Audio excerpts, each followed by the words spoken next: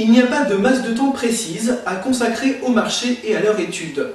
Tout dépend de votre stratégie d'investissement. Il est notable que le marché monte plus lentement qu'il ne descend. Un investisseur sur le long terme aura donc plus de difficultés à jouer la baisse qu'un day trader. Du montant que vous investissez et enfin de votre personnalité. Par exemple, les professionnels suivent toute la journée les marchés et pour la plupart ils vendent toutes leurs actions avant la clôture de séance. Cela s'explique par leur grande connaissance du milieu de l'investissement, par leur portefeuille d'un montant important et par leur stratégie d'investissement agressive en vue de multiplier les plus-values sans prendre de risques. Une personne ayant un portefeuille de faible montant a des frais supérieurs par rapport aux investisseurs ayant un portefeuille important relativement au capital qu'il détient. Ainsi, un petit porteur doit, dans l'absolu, avoir une variation plus importante des cours pour rentrer dans ses frais. Deuxièmement, une variation minime des cours engendre une plus ou moins-value plus importante lorsqu'on a un portefeuille de montant élevé. Ainsi, le temps d'exposition peut être réduit.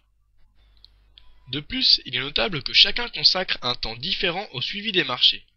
Il est donc primordial d'adapter son horizon de placement en fonction de ses connaissances des marchés et de sa personnalité.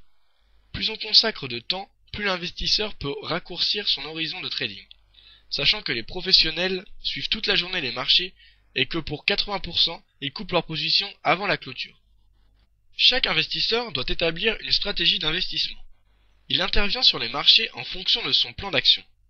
Plusieurs raisons peuvent donc pousser un investisseur à acheter ou à vendre un titre à un prix donné suivant sa stratégie et sa vision du marché. Par expérience, le marché monte plus lentement qu'il ne descend. Un investisseur, sur le long terme, aura donc plus de difficultés à jouer la baisse qu'un day trader.